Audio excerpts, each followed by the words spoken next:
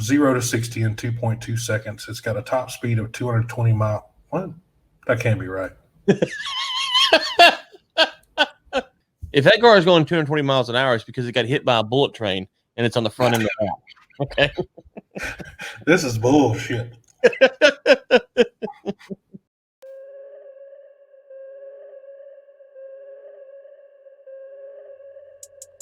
This is Overtime, a live series brought to you by Lynx and War Room Media, where we talk about basically anything we want.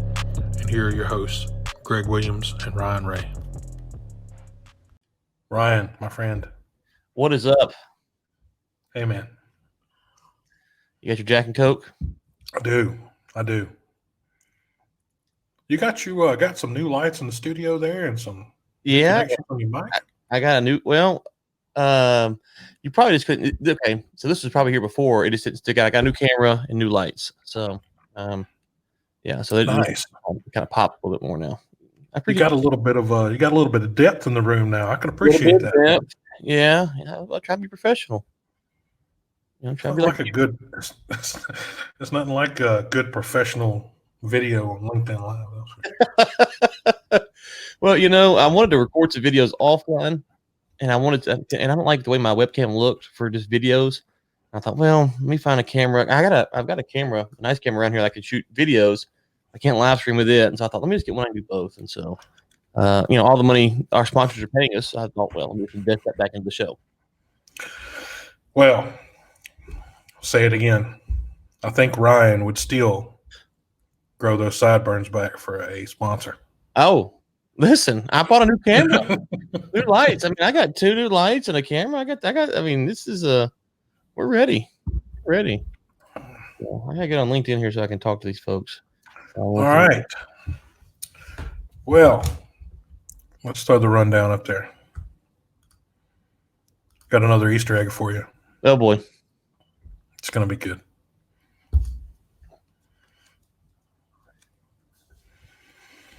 All right. I'm excited to talk about oil prices today. I'm excited for the first time since we've done this show. Yeah, that's I was going to take a clip out of the last show there, and where you had said, you know what, I'm just not going to say anything. I think oil's going to be $70 tomorrow, and that way what I was saying before will be correct. But so for our rundown, we'll talk a little bit about oil prices, the OPEC Plus, of course. South Korea's in these diesel trains, man. Kind of interested in that. This Antarctic expedition is pretty cold there, Ryan. We're going to talk about why you were detained. Oh boy, I didn't. That wasn't in the rundown you sent me. I'm pretty sure. No, it wasn't. That's an Easter egg. So there you go. Yeah, I was about to say that wasn't in the rundown. So if you share, I'll share. So it's equal. Okay. Equal love. Gender language change. Some Amazon is in the air, and WandaVision. So it'll be a full roundhouse of just about everything in the world. All right. Yeah. My Chinese detainment stories. Okay. What's that? My Chinese detainment story. I wasn't prepared. I'm ready. I'll talk about it. It's just funny. You just gonna throw that in there on me. I like that. I like that style.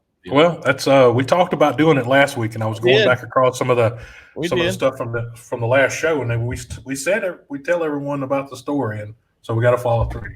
I'm man, my word. I'm ready. All right, man. The WTI is $50.95, and the Brent is $54.60. So I'm just going to be quite honest. After we talked last week, I certainly thought a pricing or a increase in production was coming, and I was sadly wrong. Looks like Saudi agreed on Tuesday to make an additional voluntary cut, so 1 million barrels per day through February and March. You think they'll make it all the way through February and March? Possibly. They meet monthly, and yeah. If they said they're going to do it, I talked to a guy the other day, and he said that China's orders are already placed through March. So if you know that's right, then they're not going to be buying any additional. So they've already got their quota set, what they're going to want. And so yeah, I think so.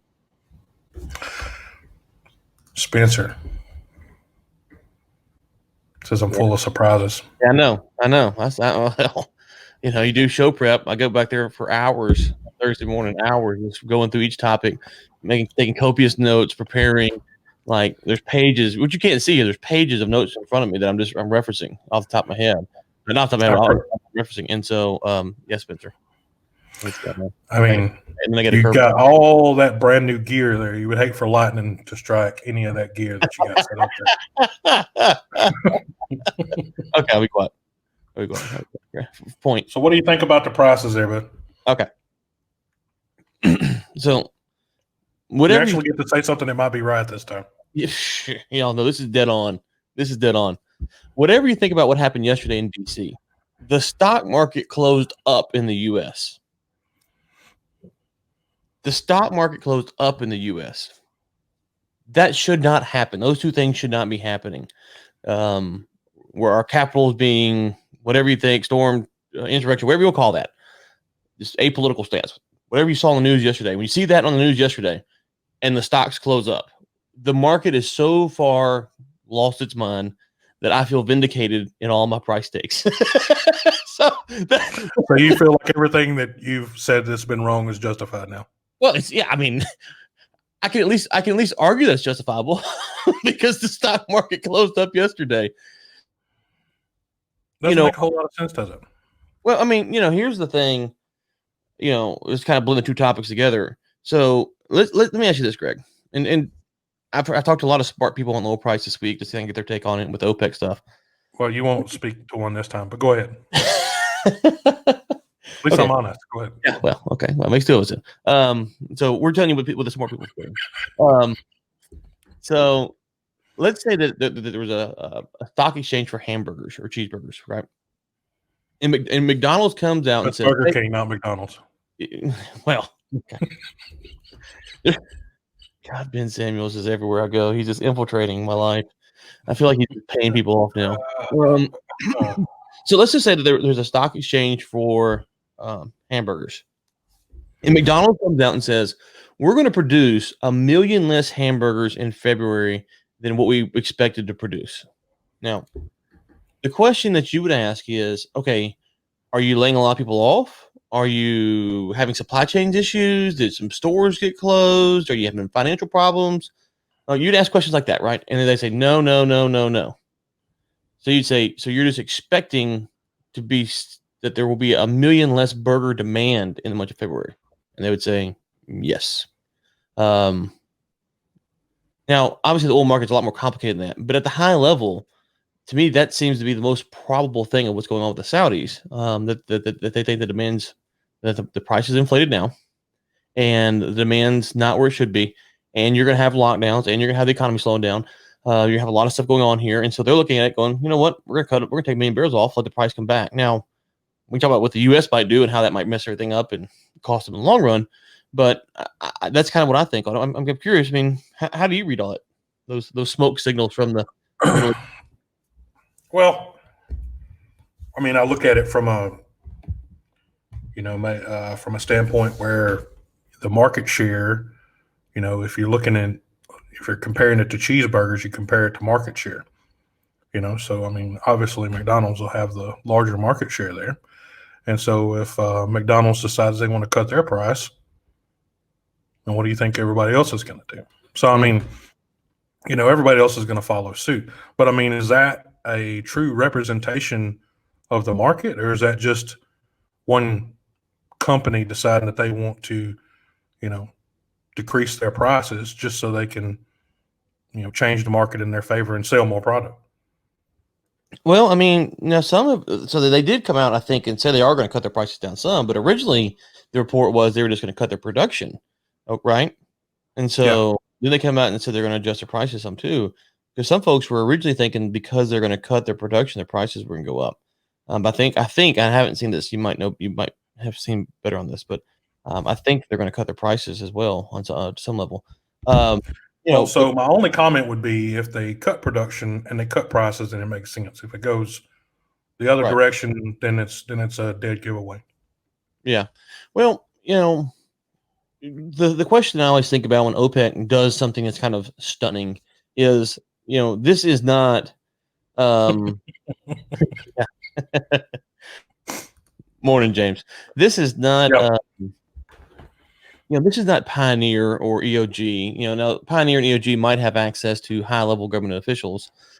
OPEC does have access to high. They Well, they are are right. government. Yeah. So, so Yeah. you have to keep that in the back of your mind that part of what they're chewing on is what are they hearing from their government and other government agencies around the world, and how might that impact what they're doing. And so now the thing that I thought was interesting is the Russians and the Saudis once again disagreed.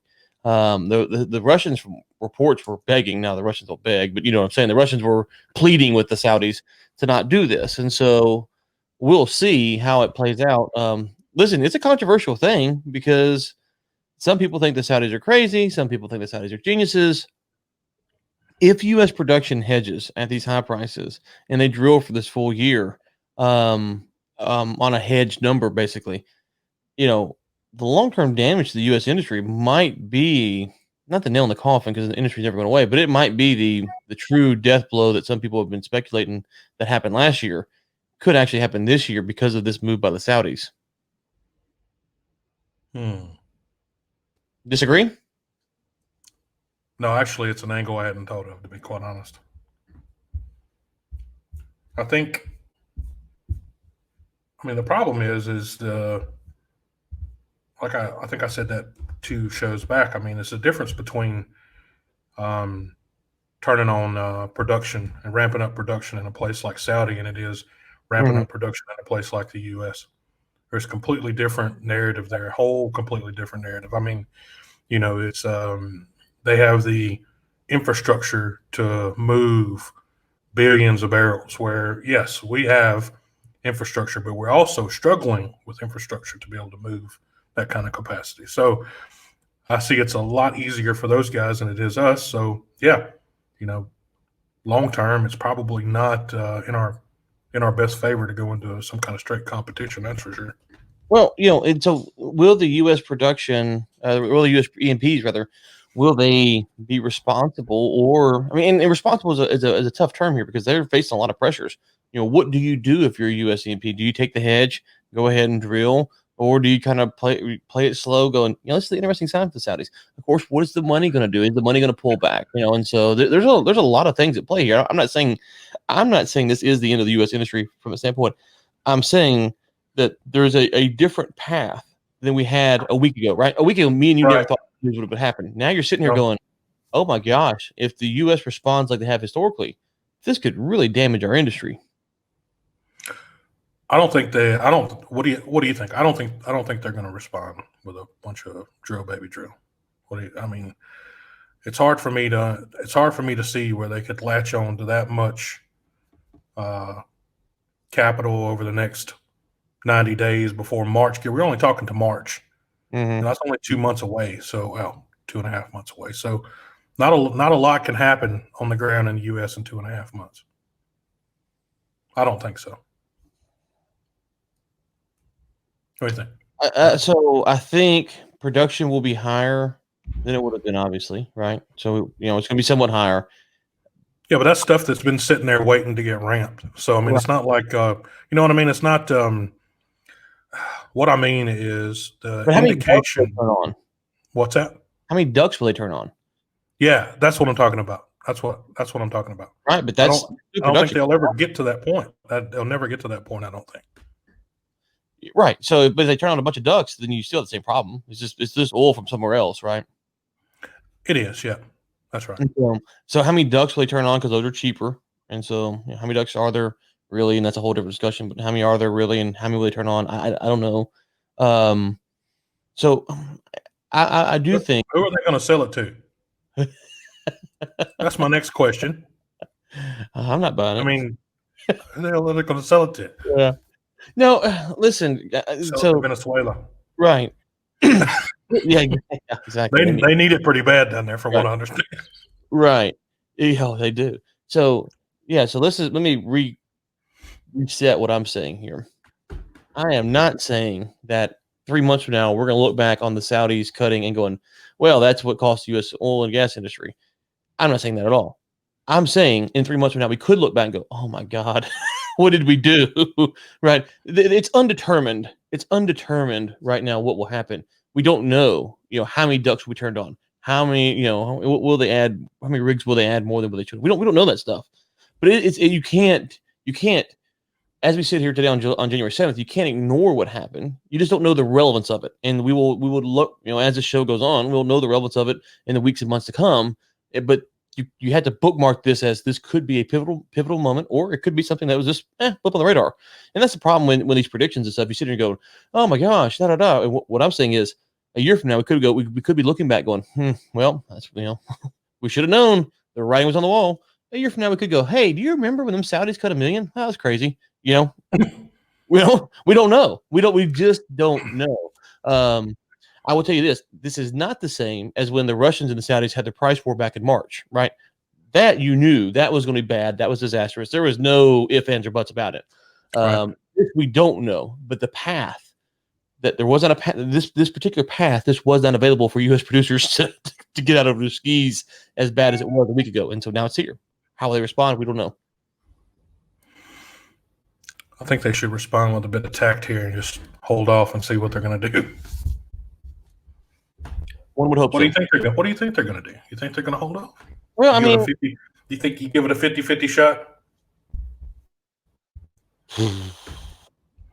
I don't. Okay. So if you base it on our past, and that's a dead no. So I mean, they would, they'll ramp up pretty quick. But hopefully, there's a bit of memory there, and people just remember what happened here not very long ago. Yeah, and one of the people comment on the stream I saw. Let's see here. It was Kio Luto. About the banks. Yeah, and so that's a question that has to be answered. There are a lot of questions, and so that again we'll have to see how it has to go, but it's possible. It's just this was not. A week ago I thought, okay, the price has got to reset. We're gonna have the stuff. Now the Saudis are cutting. Listen, if I'm wrong about the Saudis and it's not a demand issue, that like if the Saudis are wrong about the demand, and I'm wrong about the demand, and the market doesn't have a reset and it stays at 50, then the U.S. shale producers are in a great spot, right?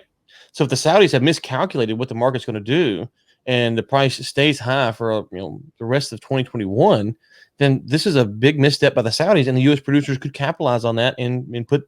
I don't know if it could fix all their problems, but it could start to fix some of their problems, or help the pain, if you will. And so we're basically what you're saying, Ryan, is we don't know what the hell we're doing. Yes, that's a good way to put it. Well, me and you, or everyone, or no, you and I are professionals. There's no doubt about where we sit at in this game. So, you want to answer Kio's question there, or do you want? About the banks not lending money to the oil companies because they lose money. Well, that, and then also the whole environmental movement puts pressure on them as well. Yeah, and I mean, there's I think there's some lukewarm political stuff in play in the United States there, where they're trying to put a bill in place to allow equal funding, but I think it's loosely worded and probably not going to survive, but we'll see. Do you see James comment about Putin? What do you think about that?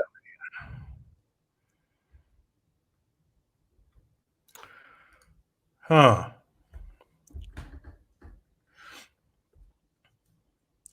I don't.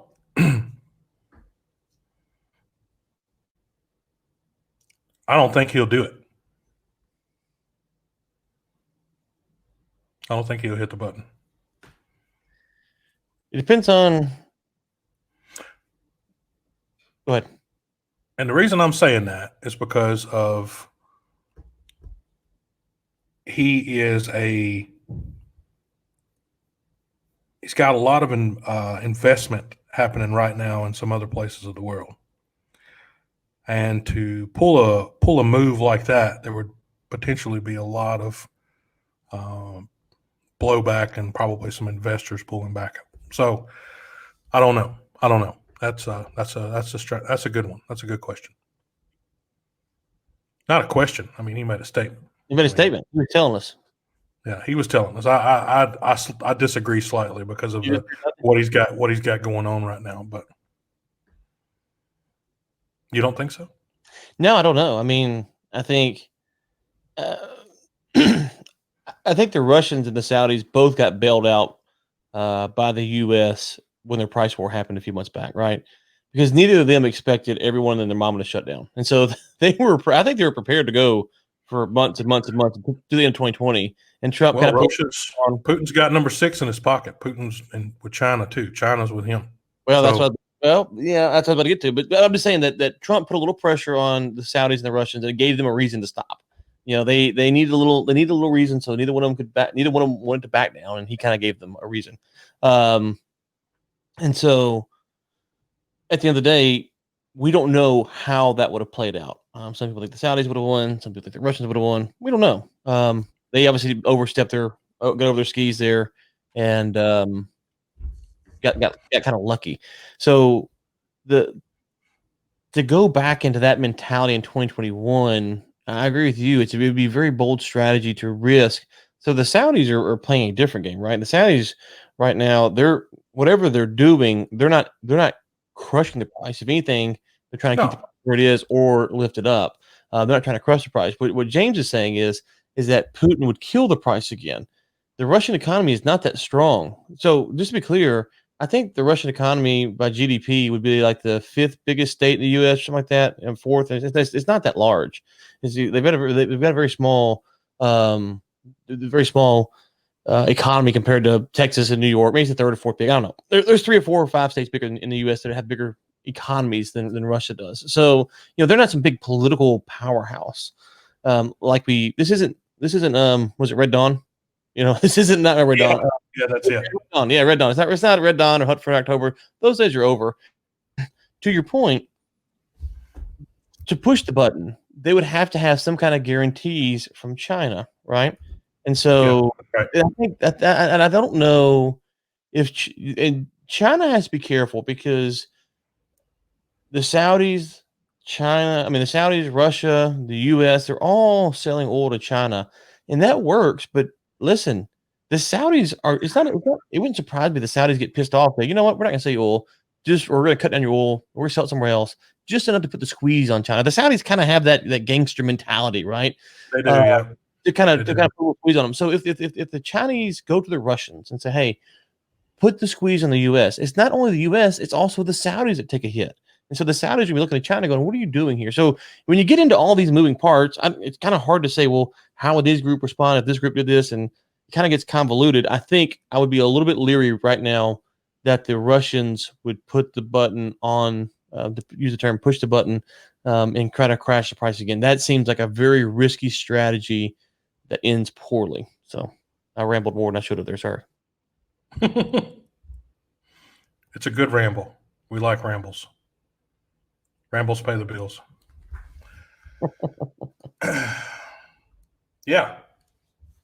So I think we talked a lot about that, man. That was just a couple of articles there. But even before the meeting, Saudi was calling for them to be vigilant. So, I guess everybody there wanted to hold tight, and Saudi said, "Okay, well, we'll change the narrative a little bit." Yeah. So I'm glad. I don't know. What would an increase have done there? Another increase, do you think?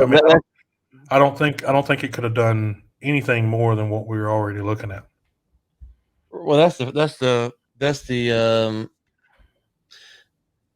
frustration with the market right now in general, is that the market just seems to go up no matter what happens. And so it's, when I talk about the price of oil, it's not just oil, there's other things you look at and you don't know how these things are happening. And you almost feel, Greg, I seriously almost feel like I'm in cuckoo land, because I get up and I'm like, the stock market's up. This is happening. And I understand the Fed's pumping money, and I get all that. See you, James. I kind of get all that's going on, but I'm a little concerned that there's not more people, especially at I was watching CNBC this morning, and they were like, how could the stock market close so high yesterday despite what happened? And the guy's like, well, now we know that Biden's going to be president and da-da-da. And there's no doubt about it. I was like, well, that didn't happen until after the stock market closed, right? The stock market closed in the afternoon. They didn't finish them votes until after I went to bed. So that's not even remotely true. When this was going on, I mean, my kids came home from school, we were watching this. There was all kinds of things up there. Now, you didn't feel like they were going to overthrow the electorate or anything like that, but still, that's not actually factually true. And so, but the market was up. So, you know, how Greg, I mean, how do you think about this stuff? I'm curious because, you know, I'm not a permabear. I am optimistic long term about the world and the country. I'm also optimistic, but I try to be a realist, balancing that out. It gets hard to be optimistic after a while, though. Well, I mean, you try to be a realist too. At least I am. Going there, you know, there is some serious problems with our economy that no one's talking about, and you know, whether or not, like this, there's been so much money. That's a good one.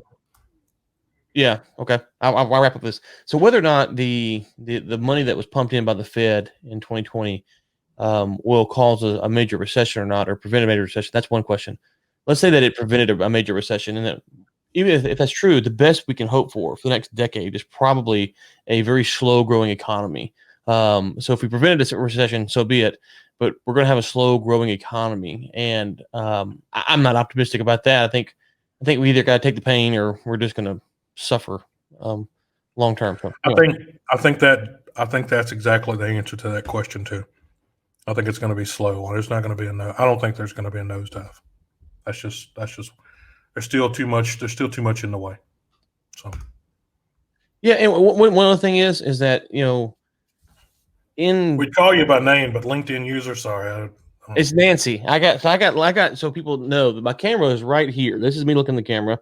When I'm looking at Greg, I'm looking right here. I see Greg right here. When I'm looking at the chat, I'm looking right here. And then when I'm looking at my other half of the screen to see who is going on and try to respond to people, it's right here. So if you know what I'm doing, it's Nancy though has commented on the. Oh, okay. So it's if you have the chat open, I can see it. So, but you know, I want to say this real quick, Greg. Here's your thoughts. Let's say that we cut, and this is the problem for a Democratic administration. Let's say that Biden puts a ban on federal land fracking, right? Okay, no more oil and gas permits. Okay.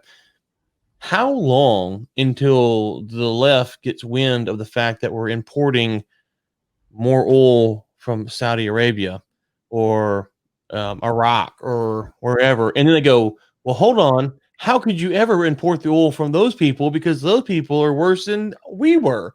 And then all of a sudden you find the Democrats in a spot to where not only could we not drill here as much, we can't import there, and then who can we import? Because if you look at the OPEC member nations, okay, that's a long list of human rights violators right there. Okay, that's a long lots of violators there. Lots of violators. And so the Biden administration has to be careful, because it could unravel on them quickly, where all of a sudden, whatever you think of Biden, he's not stupid. He knows we have to have oil to run this country, and he could find himself in a spot to where if he's too hard on our industry and cuts production too much, they will pound him for allying with people that they don't like in the Middle East. I'm fine with us buying and selling oil from just about anyone. Just to be clear, that's not my problem. I'm saying that's going to be his problem, right? That's going to be his problem. He will have to deal with that. So I think he's going to be a little bit more crafty than maybe people want to give him credit for on this one. I think you'll see some regulation, talk about regulation, commission, you know, whatever. We got to look at this. We got, you know, a lot of Washington rhetoric. You know, we're getting serious about cutting down on this stuff, and Paris Climate Accord and da da da. But the progressive wing of the party won't take that as enough, and so if he exceeds too much, he will find himself in a bad spot. Totally agree with that, Ron. I don't even have a comment back on that. Good job, buddy. Wow. Good job, man. I mean, pat myself. I think anything that's going to happen, it's not going to happen in the first 1 or 2 years. Let's just be that's me. So I'm just going to be honest. So regardless what happens worldwide, there's nothing policy-wise in the United States. It'll be a while before anything takes place. So yeah, that's the way I feel. Spot on. All right. We have to move away from the politics. Well, we'll get back into it in just a little while, but let's talk about these South Koreans. So yeah, so South Korea is a little place, not a huge place, but it's a little place. But they are deciding to cut some 30% of carbon emissions from their railway travel. So by 2029. But I mean, these bullet trains, you've seen these things, right? Mm. These bullet trains, they don't play. They bad. So no, they don't play at all. So even in the best combustion engines day, it can't move like a bullet train. Mhm. So I mean, they're upgrading to better resource, faster transportation, although they're doing away with the diesel-driven passenger locomotives that they call it. I like the way they use locomotive and they use bullet train in the article. Right? It's the same. It's the same thing. It's a train. It's a train. I mean, well, I think what they're trying to do, Greg, is for the uninformed reader, they're trying to show the disparity of this really slow locomotive versus this sleek, sexy bullet train. So I mean, it didn't have the word steam in front of it. So I mean, it didn't say steam locomotive and bullet train. So right. Anyway, I thought it was interesting, and then right after that, they also announced this $1.5 billion investment in this hydrogen fuel cell company. See that? I didn't see that. So the company's name is Plug Power, and they provide hydrogen fuel cell products to the Asian market. So I have a question, Ryan. Oh boy. Do you know anybody personally that uses a hydrogen fuel cell? No, not to my knowledge. Do you? Me either. Yeah. What do you put them in? I read an article the other day. I think it was the New York Times. If anyone knows in the comments, leave a comment about hydrogen fuel cell products, and if there's a market for it, who's buying it? That's what I want to know. So there's an article, and if you remind me, Greg, or I'll try to find it on the New York Times. You might can just search it real quick, and I think it's New York Times. Anyways, and this guy, he has a hydrogen car. I think what his deal was, and he's been driving it for some time, and he talks about all the benefits of it. And unlike anything else, okay. And then they talk about the abundance of it, and okay, fine. If it works better than gasoline or diesel, then by all means, let's give her a look. But there's his name ain't Doc, huh? Doc. No, I don't remember the guy's name. It's not Doc though. You're thinking of a flex capacitor, I believe. But so let me just put it like this. My thoughts on new technology like this in general is not or energy technology. We have the gas station down pretty much to a T, right? The pumps, the diesel, the gas, how it works, the credit card machine. When you start changing those things, and you change the way that we fill up our car, we charge our car. There's this new there it is. Mark, what's his face? Mark Stritsky. Stritsky, yeah, Mike. Yeah, so there it is. And so it's not as simple as saying, hey, let's switch everything to hydrogen power or electric cars. There's so much work that goes into this technology to adopt it to the masses is one thing. The second thing is like anything else, Greg, we got an iPhone or an Android? Let's see what kind of class you got here. iPhone.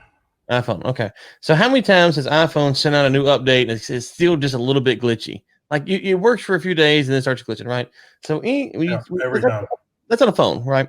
Imagine trying to convert 7 billion people, or how many car users there are, to 3 billion, whatever it is, to hydrogen power tomorrow. Well, it's not practical, right? There's gonna be glitches. There's things that we haven't figured out, and you're playing people's lives, because if you have an explosion at the pump, obviously people die. So stuff like this is interesting.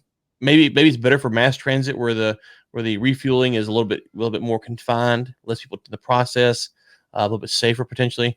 But I don't know. That's just kind of I mean, what's interesting here is the byproduct of making hydrogen is oxygen, and the byproduct of burning it is water. But they're not saying actually what is in that water. So this is the reason that there's so many problems with the nuclear power and everything else, is what it does to the water that comes off of it. So or cooling water. So I can imagine that this water, you can't just put it in a faucet and just have a sip of it, can you? Well, he's singing his praises, so if he drinks it, I'll consider it. He's drinking his own water that he burns off of his. I'm saying if he does drink it, I'd consider it. I'll just stop and get a drink out of his tailpipe. So yeah, this one of two Toyota Miras. Mm-hmm. I guess he's converted completely over. Mm-hmm. So that's the only guy I know, and I don't know him. I just read the story. Doesn't look like any carburetor I've ever seen. Yeah, I want to see him fill it up though. But you see what I'm saying? Like the fill up on this stuff. Looks like he got it. Looks like he goes to the welding machine to do it. That's what I'm saying. So think about doing that for the masses. I'm sure there could be a potentially more efficient way to do it, but it's not. But you know what you see there, that's not going to work for 330 million Americans. No. But look at here though. Okay, so I don't ever knock anything obviously until I try it first, but it's 0 to 60 in 2.2 seconds. It's got a top speed of 220 miles. What? That can't be right. Okay, so since I've read that, the whole article is now trash. There's no way it's 221 miles. My little vehicle car. Yeah, done. I was buying into it until I read that, and it's over. So it says you go 1,000 miles on it. It says it can go 1,000 miles on a single tank. If that's true, that's pretty impressive. Yeah, but that statement right in the middle of it, a Toyota. I hear you. Yeah. First off, let me go back to the photo here. Just zoom in on that a little bit, everybody. Those don't look like Z-rated tires. So yeah. I'm just saying. I think that's got to be some kind of either typo, or I think he meant it can go 221 miles on a tank an hour or something. There's no way there's no way they meant that the way it sounded. Yeah, that or it's they did some kind of calculation and they said, well, we can do this, therefore we can do this, and they've never actually tried it. It's just rated that way. But I agree with you. There's no way that car. If that car is going 220 miles an hour, it's because it got hit by a bullet train and it's on the front end of the house. Okay. This is bullshit. 221 miles an hour. I don't think Toyota makes anything that goes 221 miles an hour. That could be true. All right. Next up, Ryan, you know where it's cold at? Is it cold where you're at right now? No, it's not today. Well, it's in the 40s, and I'm kind of soft, so for me, that's cold. I admit it. I'm soft. Listen, I admit it. You know, every year I think maybe we should move up north. Maybe we should go a little bit further north. We're in Texas, a little bit further north, and then the winter comes around and the wind blows, and it's like, oh, I'm just a big softy when it comes to the cold. I envision myself as a man. I got a beard, and got the camo hat on, get the fishing shirt on, and the wind blows. I'm like, all right, I'm going inside. I'm good. Send me a text message. It is cold here, though. Wherever you may be. Antarctica. Okay. Well, tell me about the COVID outbreak down there. Is there one? I don't know anything about a COVID outbreak in Antarctica. Yeah, it finally made its way down there. It was the only continent. It made its way across the Indian Ocean, did it not? Yeah, it was the only continent without COVID case for a long time. Then finally, it hopped on a plane, I guess, and flew on down there. I still don't understand how it would have made it down there on a plane. I guess a plane. Yeah, somebody's luggage. I guess they ship them down there. I guess. I mean, I guess got a ship. I don't know. There's not a port down there. I don't guess they ship and then chopper them in. There's a port. Not a port, but a place to get off the ship at. But okay.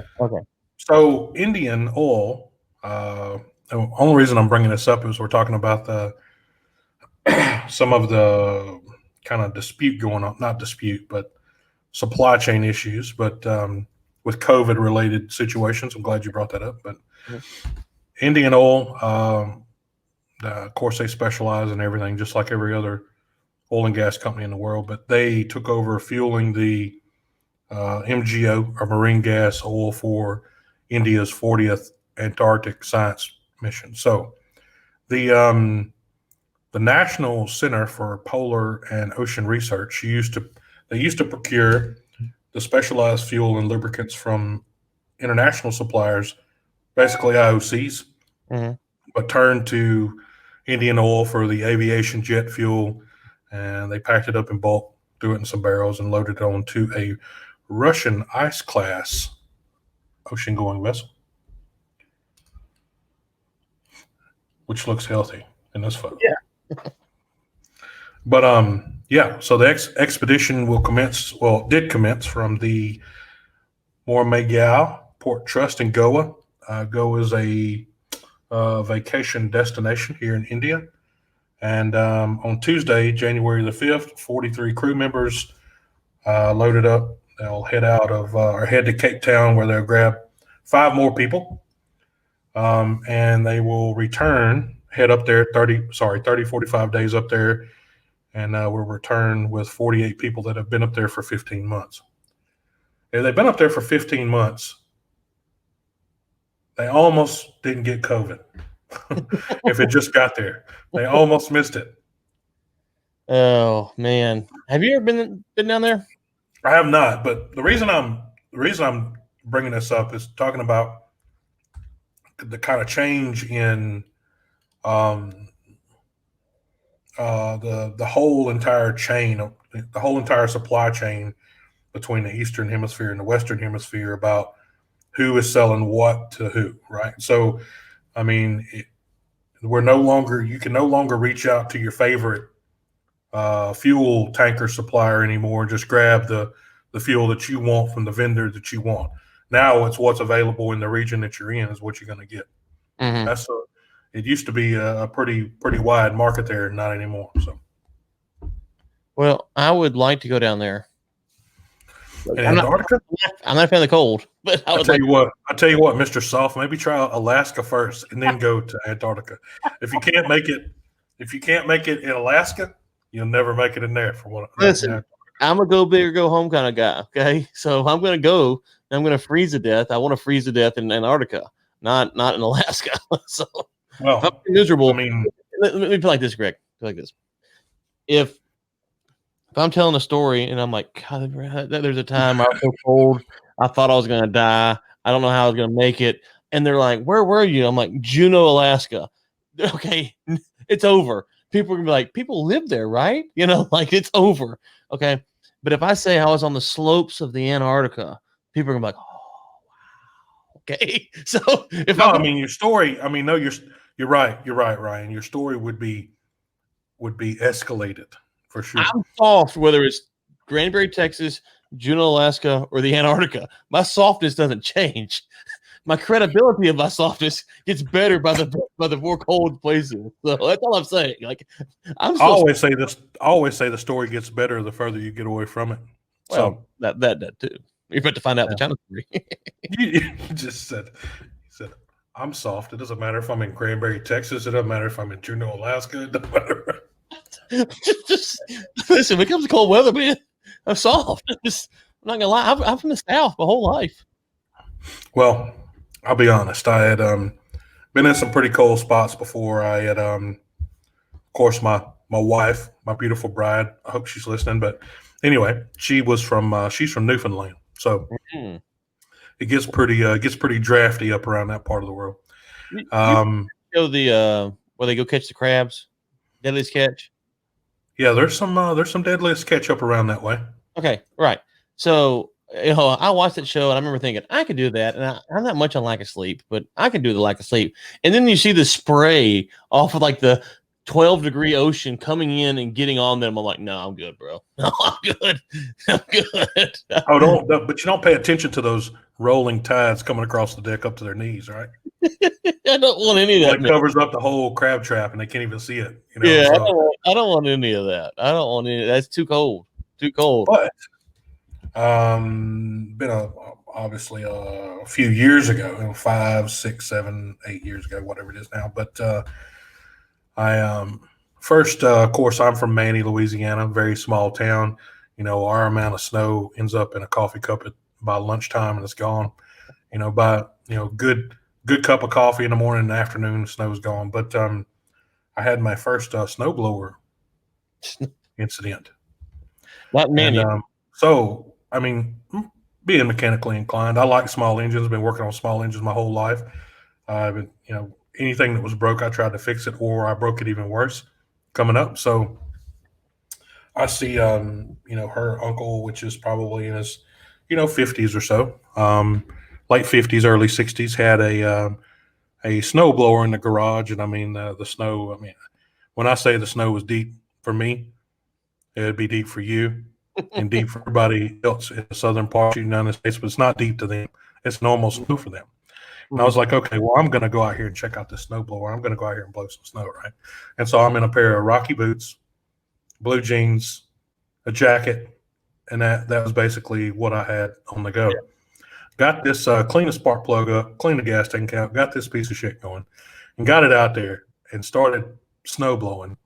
And I'm about 20 minutes into this, and I have lost all feeling in my feet.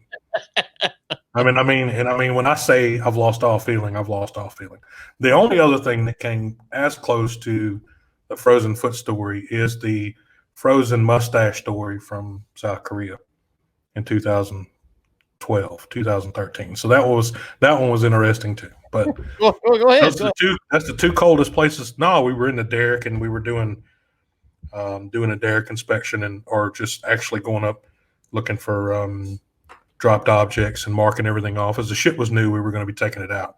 And so the less work you do in a shipyard, the more expensive it is when you bring it out because you got to do tons of inspections. So if you got the records when you head out, it's easy. But if you don't have that, then you get in a bind. So we're all up in the derrick crawling around. And of course, you don't go out there with a dry face. I mean, you're out there 15, 20 minutes into it and the nose starts running, everything else starts running. And so you're not paying attention to it. You're looking upside down, hanging from underneath this or that, looking at numbers, and you come down and it's all cracked in the whole mustache. Just one solid frozen little sheet of ice going in. So it's interesting. It's interesting that it freezes like that. But just the wind blowing on your face. Yeah, I would make. I mean, doing projects in Canada, same way. That's the reason everything is enclosed. Yeah, it's the reason everything. You have ice, sheets of ice on top of all the equipment. It's brutal, man. I've thought about moving again a couple times. I'm not saying I never will, but Canada. No, not to Canada. No, not to Canada. I'm not a socialist. Come on. So I won't. I wouldn't last a day. This show would be banned. Like I'd be arrested for this show in Canada, and this is pretty tame. So I mean, no. There's some nice places up there, man. I love Canada. I've been there a couple times. I've been to Vancouver, beautiful. Calgary. I've been to Vancouver Island. Love it up there. Just don't want to live there. You been to the East Coast yet? No, I've never been to the East Coast. Yeah. East Coast is a bit more pragmatic. They're still part of Canada, but they used to be part of Great Britain. So until the 60s. So they're still, it still feels like, it resembles interaction. The interaction with the people is almost like you're in the southern parts of the U.S. But it's, obviously there's some different opinions and views, but if I say I'm going to get along with somebody up there, it's definitely on that part of the continent. East Coast. Okay. Part of the. I was looking to go to Toronto, which is what more center. Would you consider East Coast? It is. Yeah. So what is that? Straight above Chicago. I'm trying to pull it up here. I was looking to go to Toronto a few years back for some kind of conference. And yeah, I think you're right. No, it's going to be straight above Pittsburgh. Okay. That's East Coast. That's be Eastern. Okay. I must have been where I was going then because I thought I was going somewhere. I must have been. I want to go to Saskatchewan just to say I've been in Saskatchewan. Yes, I've been to Calgary. You did good by actually pronouncing it correctly. No, it's Saskatchewan. I've been to Sasquatchian. It's been Vancouver Island, Vancouver, Calgary, and so yeah. So that's my Canadian experiences. Beautiful, beautiful country up there. The whole Burin Peninsula, between Terra Nova, all around Terra Nova and St. John's, across that way, north and south. It's just beautiful country. When I was on my trip earlier this year across the country, I was going to go to Canada, but then I realized I might not be able to get back in the U.S. or might have to quarantine because of the COVID stuff. So otherwise, I would have crossed over around Buffalo area somewhere. Let's see here. See if I can pull this up real quick. I think I may have dropped it off the list for some reason. We're going to get in trouble here with this one, I think. Oh.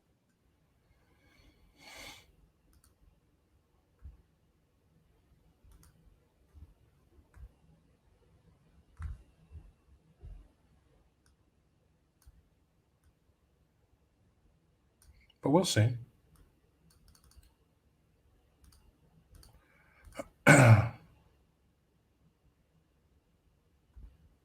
Maybe if here we go. All right, we're going to move over here about this new proposal in House of Representatives could eliminate gendered language from its rules. House Minority Leader Kevin McCarthy called the proposal stupid. Ryan, what do you think? Seem like it's a lot of money to change some rules. I don't even understand anymore. I don't even understand, Greg. It's like, what are we doing? What are we doing? I just don't even. I don't know. Why would you remove them? Why would you remove them and not just add to it? That's my question. To make it fair across the board.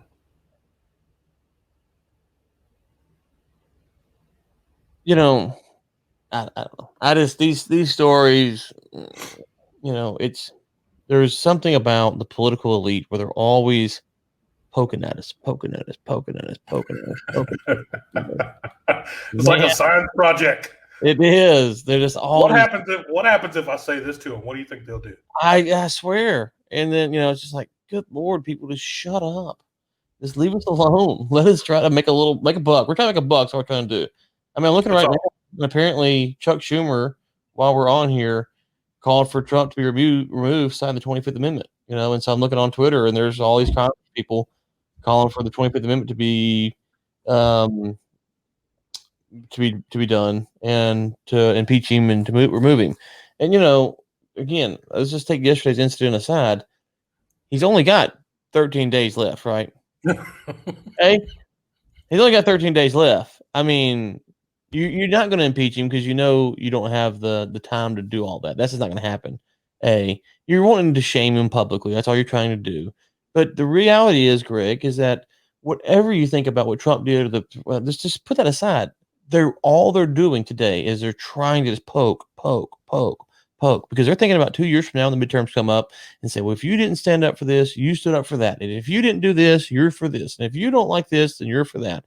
And it's like, it just never stops. It just never stops. And so stuff like this, it's just like, if you listen to me long enough, I don't respect the political elite. I think they're a bunch of bums and hacks. And I think they are,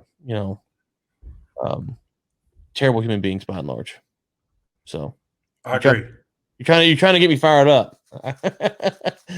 Greg's trying to get me fired up. It don't take much on that topic. We'll get off of that topic then, and we'll talk about before we start talking about this one here, Ryan. It's time to tell us about your detainment in China detainee story. All right, well, buckle up. So you said you were soft because there's no way it's going to be that good. But anyway, no, I'm cold weather soft. I'm cold weather soft. I'm not. You're a gangster then. I'm not soft. Generally speaking, you want these hands? We can get these hands out. I ain't soft like that. I'm saying now, if you want to fight in the cold, if you want to fight in the cold, I'm out. Okay, but it's like Oh, you managed fighters. You didn't actually fight. That's what you meant. Yeah, that's true. That's true. That's true. But I'm Throw just some hands. if you want to throw hands and it's Did you 20, throw hands in China? huh? No. It's too cold. Too cold when I went. I'm just saying, yeah. So if you want to throw hands, it's 20 degrees. You got me. I'm not going outside. Like I'm scared. It's just too cold, right? You want to throw hands when it's 80 degrees. I'm ready to go. But 20 degrees, it's not worth it. Big jacket, all that. So, all right. So I'm like any other man. I carry a pocket knife with me, right? You carry a pocket knife. You want to shoot, right? I'm shooting, right, Greg? Oh. You don't carry a pocket knife with you? The reason being, the company that I used to work for, and there's a lot of people that will probably watch this later on if they're not watching it right now. In 1999 or 2000, the company we were working for at the time banned knives all the way across the board. And so once you do so many hitches without being able to have that knife in your pocket, to me, I just forgot about doing one. So okay, so I will cut your ass to death with some fingernail clippers though. Little nail file. Okay, so you would be carrying a knife except for the man's holding you down. That's fine. Exactly, the man's holding me. When I travel, I always have a pocket knife with me, plane, boat, wherever, and I usually just put it in my check luggage because you can't go through security, right? So fly to Beijing, have it in my check luggage, get out of the Beijing airport, go to the hotel, pocket knife, put it in pocket. I'm ready to go. We're in Beijing for a few days. We hop on a train to go from Beijing to Binhai. And these train stations, for people who don't know, in China, at least, when you walk in, they put you through the x-ray immediately. Like you walk in the door, it's x-ray machine right there. And so my knife was in my bag. I'd never been on one of these trains before. I didn't know what to expect. So my knife was in my bag. And I go through and I look at the little booth for the guy who's watching the screen. And he's over there going. So I point to the guy. Yeah, I point to the guys on the trip. We all start kind of laughing, like he's falling asleep. Get my stuff, get on the train, and we go to Binhai. Then we're leaving Binhai, I believe, going to Shozhou or Shanghai, wherever we went next. Anyways, and we're walking in, and one of the guys, the kind of leader that was our not our tour guide, but the guy that was kind of taking us to China, if you will. He's like, "Hey, where's your knife at? Put it in your bag." So I took it out, put it back, go through security. And they're like, "Hey," they start going through my stuff. I was like, "Okay, they're going for the knife." So they get the knife out, and it was a Kershaw. It was a little bit shorter than this one. And they start looking at it. They got the tape measure out, and I mean, like they're seriously, they're just going back and forth on this knife. So I'm just saying, like, whatever. Ryan said, that's we're gonna take a look at this pocket knife in Mandarin. Anyway, go ahead. That's just my normal, like, people are talking, you can't hear what they're saying. It's whatever. That's universal. It could be American, it could be Chinese. It doesn't matter. It's just we're just talking. I can't know what you're saying. They're just talking. And so you have to understand who's with this is I am on a media trip. So there's a writer from Forbes, a writer from the Houston Chronicle, a writer for foreign paper, and then there's the host who's taking us around. He's not a host, but the guy who set up the trip, taking us around. And then there's two Chinese nationals. One used to work in the Chinese embassy in the U.S., and the other one, I don't know what her background was, but I don't think she was high ranking as he was. Anyways, so finally they come over, and all this is through translator, remember? And they're like, is this your knife? He has my knife. Like, we got to take it from you. I'm like, why? And I'd put it in my whole bag I was just carrying with my hand, not my big my check bag. Right. And they said, you can't have this knife. And I said, well, I'll put it in the big bag. Would that be okay? And they said, no, it won't be okay. You can't have the knife. He said, please, try to beg. No. Okay. So we go down. So again, you walk in, you get scanned, go down to the end, and you turn back around. You go through, get your passport and your ticket and all that stuff checked.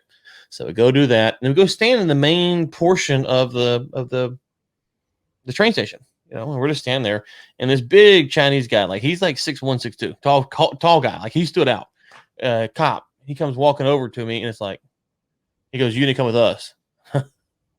This has been like 5, 7, 10 minutes after we'd gone through security. And so me and the guy that used to work at the Chinese embassy, we go and we leave the train station. So we're standing here. We go out this door, and we go out the door, like there's a parking lot, an underground parking lot under the train station. And then there's a door over here to another little room. So we walk through in this room, And so my guy who is serving as a translator, but again, he used to work at the embassy, so he's kind of a high-ranking, I say high-ranking CCP member. You know, he's not like meeting with Xi Jinping, but you know, he works at the embassy, so he's got some kind of creds. He's pulling out his card, and him and the cop are just, you know, they're just back and forth. It's, you know, I don't know what they're saying. And I'm kind of frustrated because I kind of got shaken down a few days before at the city, the Forbidden City, where some cop come up to me and he could speak English. He goes, "What are you doing here? You know, where's your passport? What kind of job you do? Why are you here?" And he was just busting chops, you know. Yeah. So I thought that's what these guys are doing. They're just busting my chops. Like, here we go again. We got to catch this train in like 20 minutes. So it's like, come on, guys, I ain't got time for all this nonsense. So I'm kind of frustrated. And I see that they got a ticket, and this cat's filling out a ticket, and he's got his scanner up, and he is scanning my knife in and stuff.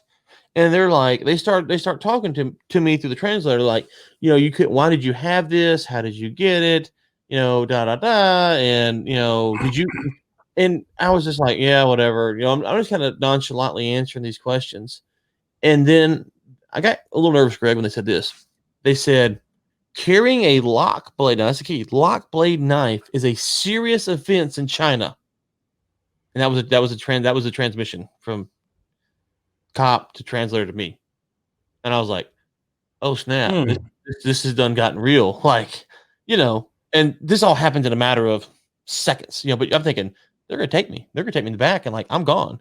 Like, do I have to read a note like calling Trump? Who's gonna tell my wife? Like, how do I get an embassy? Like, because it's a serious offense in China, and me and you both know serious offenses in China result in serious consequences. Yeah. You know, and so I'm like, okay. And then the next thing he said was, but because you're a foreigner and you don't know our laws, we're gonna let you go with a warning.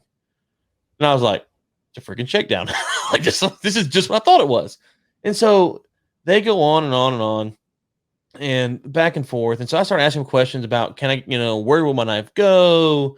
Who's going to have it? Can I come back to the country? Will I be on some kind of watch list? You know, I'm kind of trying to stick it to them best I can. I'm not being rude, but I'm assuming the translator's telling them this. You know, that's what I'm saying. I don't know what they're actually hearing, but that's what I'm saying to them. I'm pretty frustrated. And so they give me the ticket. And I told the translator, I said, read it. So he starts, you know, reading this ticket, which is around here somewhere. He starts reading it. And, you know, you had a knife, you know, you shouldn't have, you know, da, da, da. And the cop said, so you can sign it. I said, do I have to? The translator doesn't say anything to the cop. He goes, yeah, you got to. I said, no. You ask the cop if I've got to sign it. The translator was not happy. He was not happy. So he asked the cop, does he have to sign it or something like that?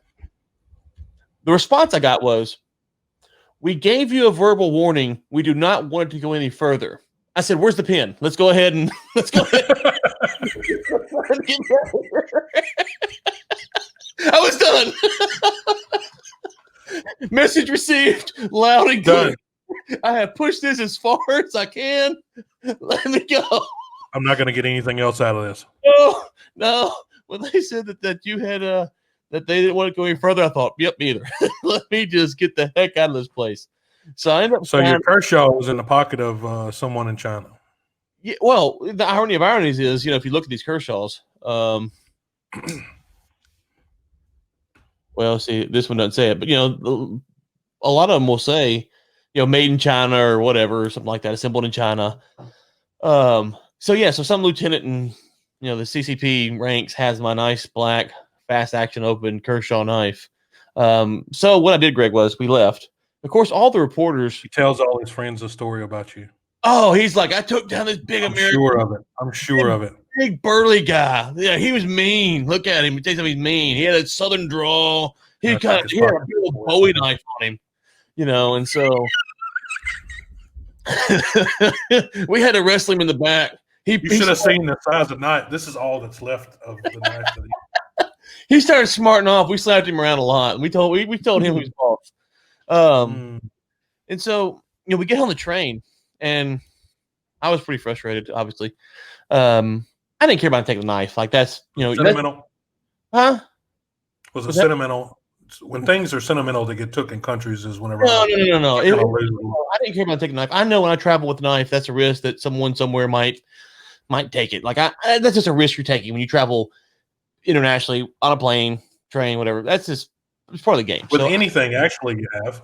It's not just that is right. It's not just your knife. They can take whatever they want. Yeah. I was more frustrated that they took me and detained me and like gave me this whole deal just to give me some stupid ticket. Like the cop could have just walked out and just give me the paper and let me go, you know.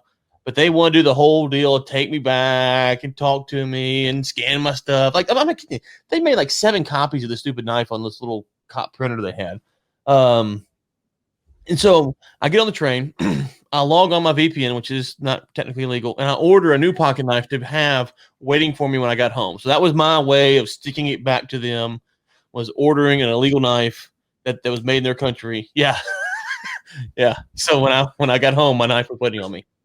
A VPN, which is illegal. Yeah. Yeah. So I ordered an illegal knife on a legal network after they detained me. And so, yeah. So that's carrying a lock blade, which is illegal. Just to be clear, I've never once, despite the story I told, I've never actually admitted that it was my knife. There was no fingerprints. They didn't dust it. There was a knife in my bag is what I should have said. Just to be clear. Someone could have placed it there. Yeah. Yeah. It's plausible. It's plausible. It looked like a knife I've seen before, but I'm not sure it was my knife.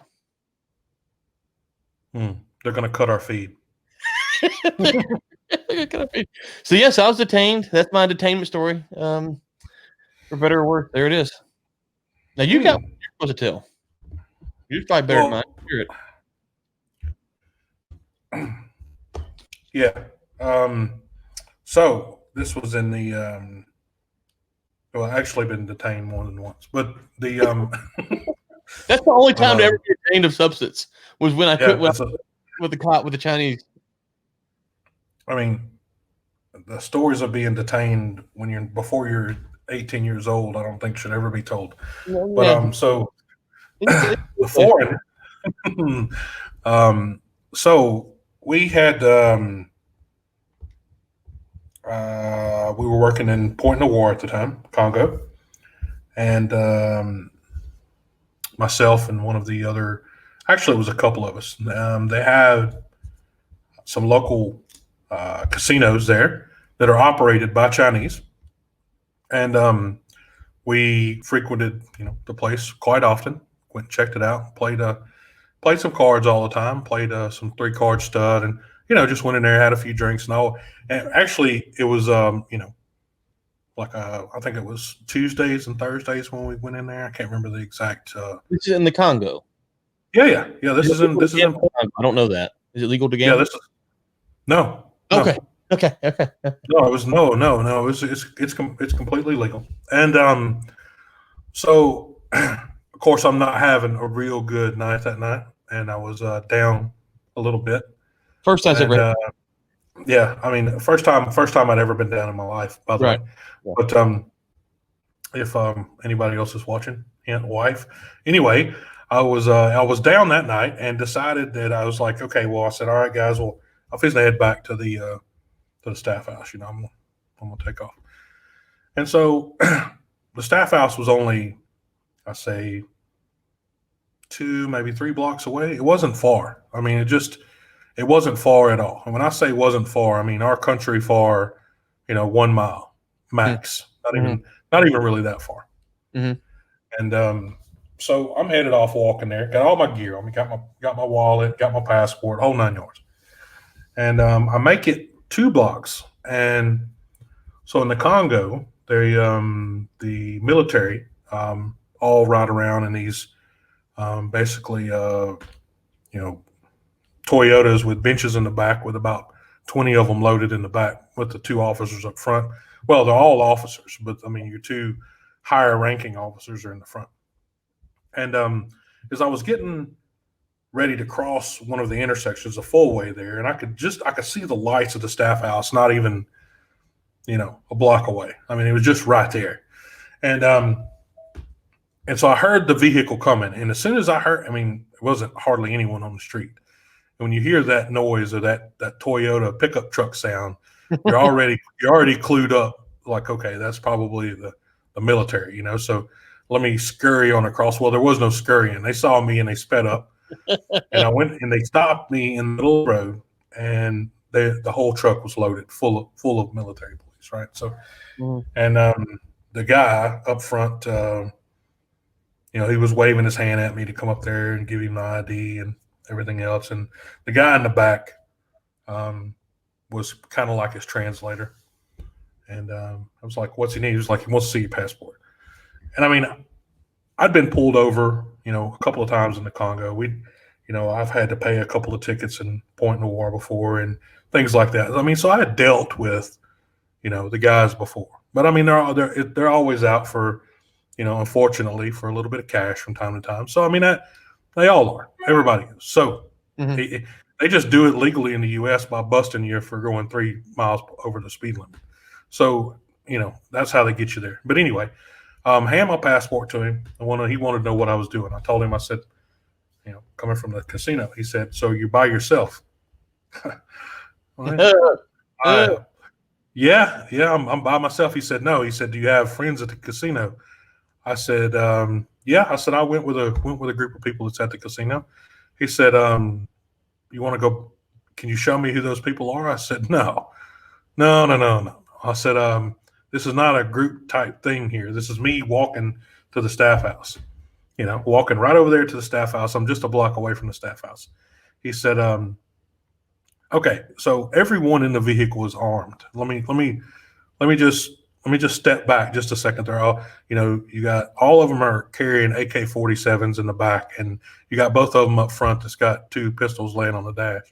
So, I mean, it's not, when the last time they were shot, I don't know. But I mean, at the end of the day, I was not going to be asking questions about when was the last time you went on a firing spree with those. Right. And you're not what we would describe as nimble anyways. No, there's no way I'm outrunning that. There's no way. There's no way. No, I would be a public spectacle. I mean, it's just no way. Right. And the guy was like, so when it got down to what do I do and who do I work for, his entire, face changed, his mindset changed, the whole entire thing changed. It wasn't just like this average, I'm not the world's greatest oil field figure in the world, but once they realized that you were there doing oil and gas, they were like, oh, okay. Oh, well, go on, no problem. Now, not an official detainee story. It's good enough. That's as close as I can get to the one I could tell later on down the road, but that's still the actual underlying. Hold on, Greg. Just be clear. Yeah. They held you against your will and would not let you leave, right? For at least 30 minutes. That's being detained. Like so detained doesn't mean you're in cuffs and you're being dragged and thrown into jail. Detained means that you are being stopped and not able to move freely. I had a manager 72 hours in jail there waiting on papers to be created for his visa when he flew in on an illegal colored visa one time.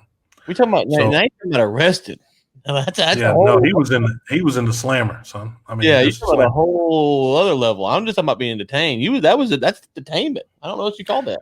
But the guys were good enough to let me go on about my jolly way. And like I said, the underlying message to the story is don't walk by yourself home from the casino. Wait and get in the vehicle later on when everybody else is getting ready to leave. Get in there with your designated driver and then go back to the staff house like a proper adult.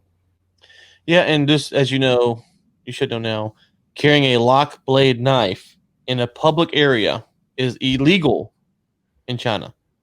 So I don't know. I think at your house you can technically have one, and just to be clear, if that went from my story, if it would have been those old buck knives that opened and closed, they'd have taken it and that never said anything else to me. It was the locking mechanism on the knife that made it the crime. Well, did you look it up after to see if it was actually a rule? Oh, the guy with me, the translator guy with me, he told me he said if that had been him, they'd have went to jail. Oh, they would have just took him right on. Yeah. When he was saying that they would, did you hand a knife to him? Put that in your bag. Yeah, that's his. It's his. Yes. It is. No, he said. That's some Johnny Knoxville shit right there. Yeah, That's what. he said that, I can't remember. I'll get it wrong, but I think if you're caught with one, the Chinese national, it's like maybe a 24, 48, or 3 days in jail, basically first offense. They might give What you. do you think would have happened if Johnny Knoxville would have went through there with that fake grenade that he had instead of the knife? What do you? Let me tell you something. They They don't play. Yeah, they brought him out. So the other waterboarded him. The other thing that I didn't point out, was I should have been caught in Beijing 2 days before when I went through and the guy was sleeping. Oh, with the guy that was sleeping there. Yeah, I'm curious in Beijing how they would have handled it because it's obviously the capital cities. I don't know if it would have been better or worse. I was in, I think, Beijing when they. He probably wouldn't have got a massage. That's for sure. So, yes, but no. In all seriousness, it's against the law to have a lot blade knife in public areas in China, which means just about anywhere. Because I did ask them, what that meant. My translator guy, what that means. He goes, well, on the street, at the train station, anywhere. Apparently, they had someone a few years back on one of those trains with a knife, stab a bunch of people, and so they don't allow it.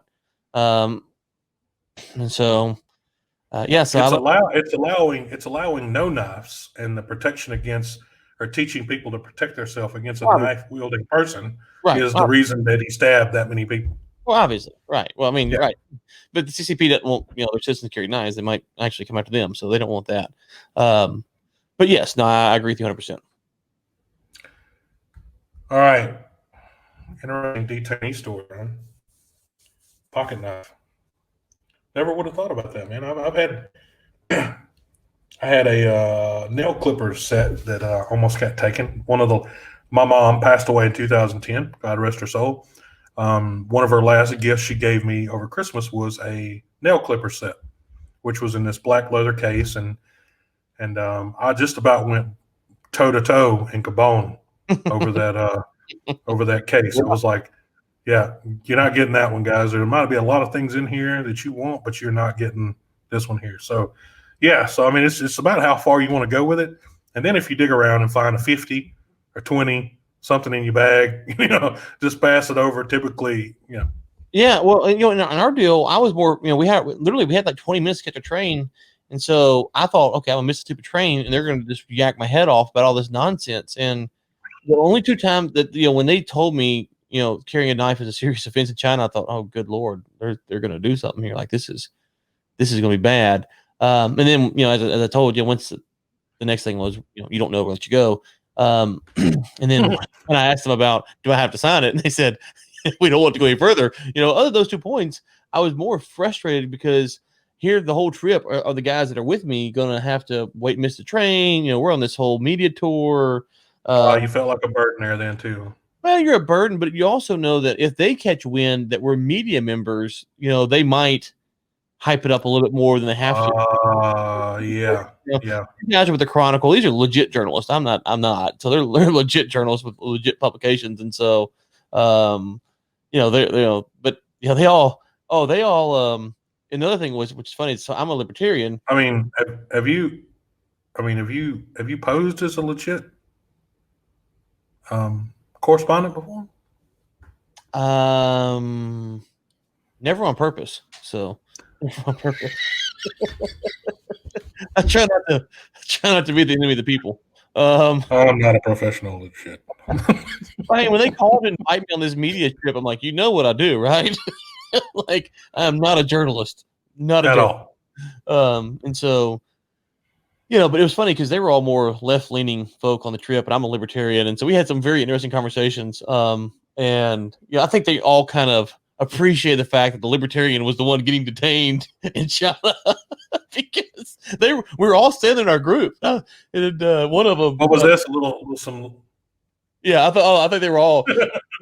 Matter of fact, so one of them lives in DC, and we had lunch when I was there, and we have a good relationship now, and he the story came up, and he goes, yeah, we were all sitting there just like, yep, that's what he gets. That's what he deserves. Because here I am hunting, fishing, knife carrying redneck, uncivilized to these guys. And, they're all prim and proper and big J journalists. Uncivilized. Yeah, uncivilized. I'm soft, though. I can't believe LinkedIn gave us live. They won't get me, so you're doing something right. So I saw this with Amazon buying out these jets from Delta and WestJet, Ryan.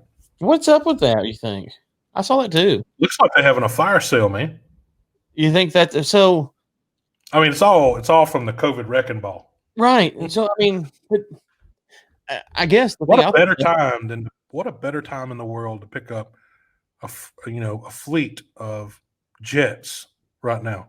There would never be another time Oh yeah. since we started flying in the air to pick up planes. Now is it? So, do you think this is going to put a hurt on like FedEx and UPS and stuff? Their ability to. I think it's going to take. I think it's going to. If they do put a hurt on them, it's going to take them a little while. But I mean, 10, 11 jets ain't going to do anything to hurt UPS and FedEx. No. Nothing. Well, how much? Let me ask you this: how much of UPS's and FedEx business is delivery? Not delivery, obviously. Amazon delivery.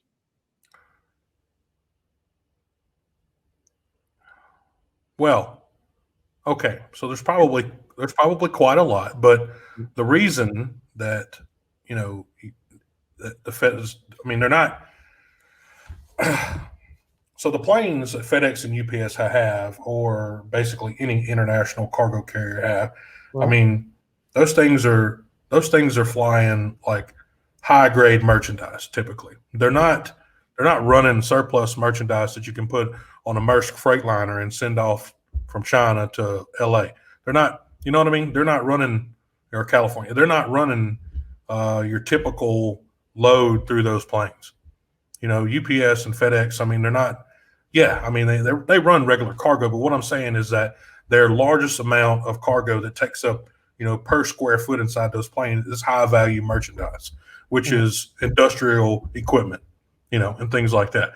That's what's inside of those planes. Typically, you're not gonna, you're not gonna find 500 pairs of ladies' socks flying on a FedEx or UPS plane. So, the business that Amazon is taking away from them is their own business. Mm-hmm. But what sector of the business that that UPS and FedEx have of the larger equipment providers and manufacturers around the world that fly this equipment around it, Amazon has none of that market value. Right. So you know what I mean? So Amazon's in the same boat with Walmart. They're shipping stuff out of China as well. You know what I mean? They're putting stuff on cargo ships all around the world and shipping it just like Walmart is. Right. But one thing that they don't have is Walmart doesn't have jets. Mm-hmm. Mm-hmm. So there's a whole nother thing here. I don't think Amazon's going toward, the freight brokering business. I think they want their business back. Yeah. I don't think they are either, but I think that, I would imagine. Could they do a better job? Probably. Potentially.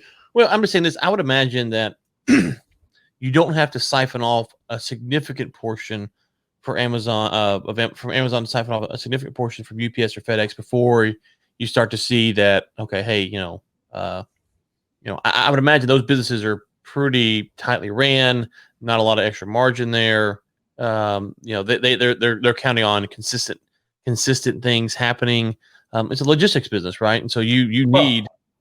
You didn't see them buying planes from UPS and FedEx. So I mean, they bought them from passenger planes, not surplus planes. So no, right. I'm just saying. My question is, how much if we were starting a competitor, I'm not saying Amazon's doing this. I'm saying if we were going to start a competitor to UPS and FedEx, how much of the small items could you siphon off before they caught their attention enough to go, okay, we got to do something about this. And so if Amazon can siphon off a portion of that, which they have the potential to do, will it change the dynamic between FedEx and UPS? Because FedEx and UPS on some level, they want that Amazon money coming down their pipe, right? They want that money in their coffers. There's some kind of deal that's beneficial for both of these groups, because Amazon and FedEx, for a Prime membership for $99 a year, FedEx will deliver 2-day notice. UPS for 2 days notice. There's no way they're making money on that. So it's beneficial for these logistics, the FedEx, UPS to do this with Amazon. So if they start taking it away, they've got their Amazon trucks, they have the planes. I don't know. It just seems like you could take away a little bit and it would have some impact on these guys, but maybe not. Well, I mean, you got to think about how fast they can turn one of them around. So, if they're doing long haul flights, 10, 12 hours, they're turning around, they're doing 2 flights every 24 hours, one going and one coming. Mhm. They got 10 jets, so that gives them 5 or 4 and a quarter, 5 flights, 6 flights. But anyway, they're not moving the goods that it looks like they're moving with 11 planes. Well, okay, let me ask you this: Is it You know what I mean? right? No, I'm not disputing that. My question is: Are these 11 planes that go back and forth to China, or are these 11 planes that go back and forth from Dallas Fort Worth to Atlanta, Dallas to Seattle, Seattle to Los Angeles, Detroit to New York? Like, because that's different altogether. Which of those is it? By the looks of the plane, it looks like international flights. Okay, so you think it's only international stuff? It's all speculation, but I Okay, mean, no, I understand. I you know, understand.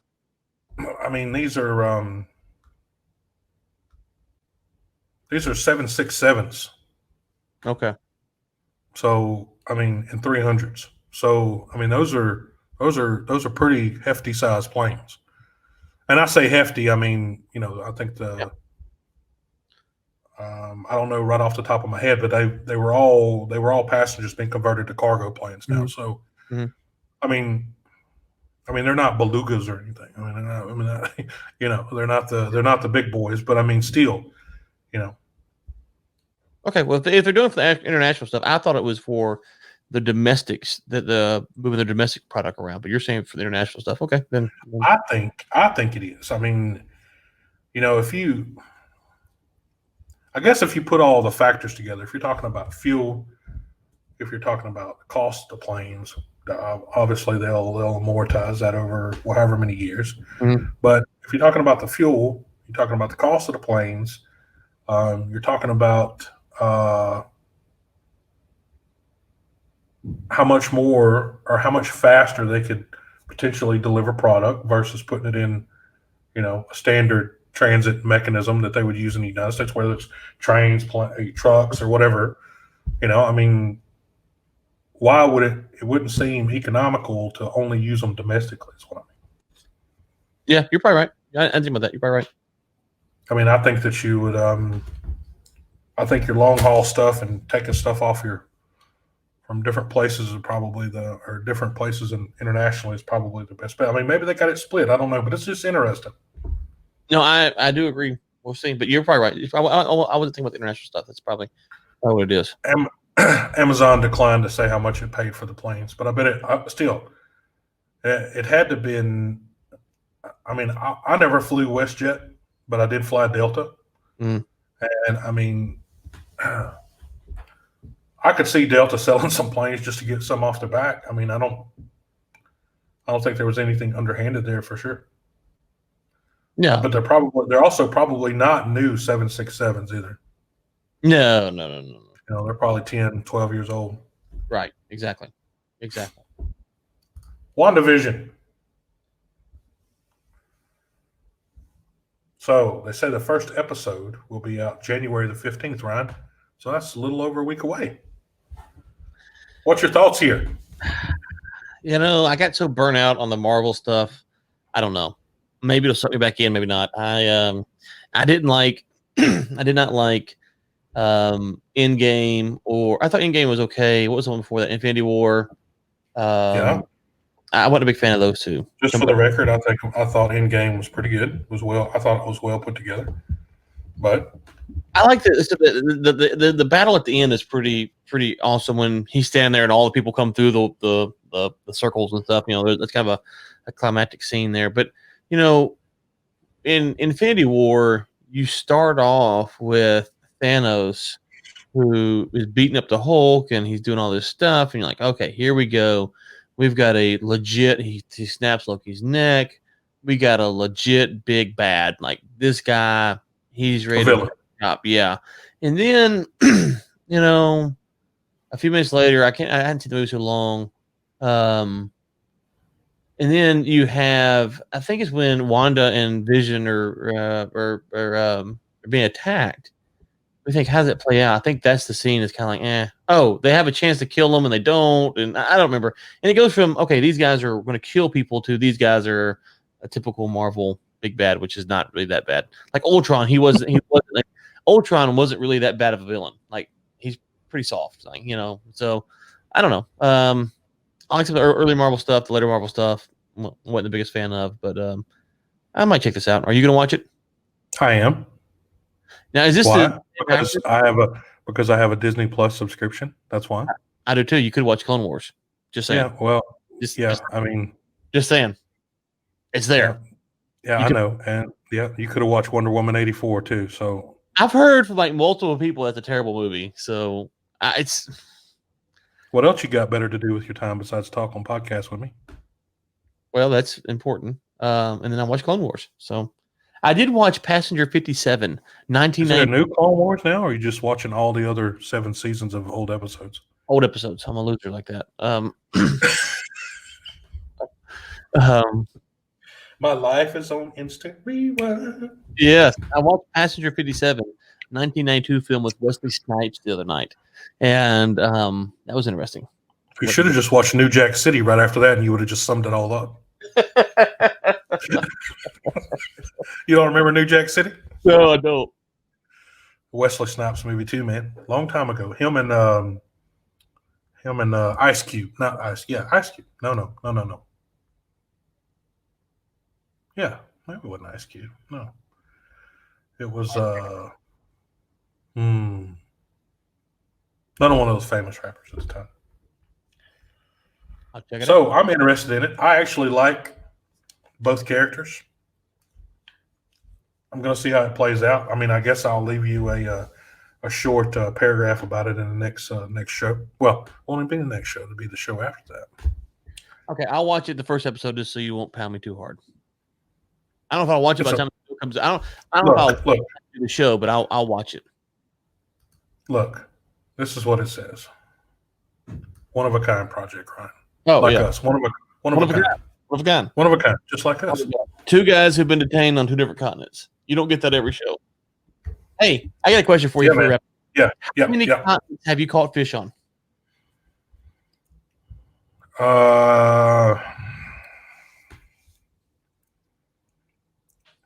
3.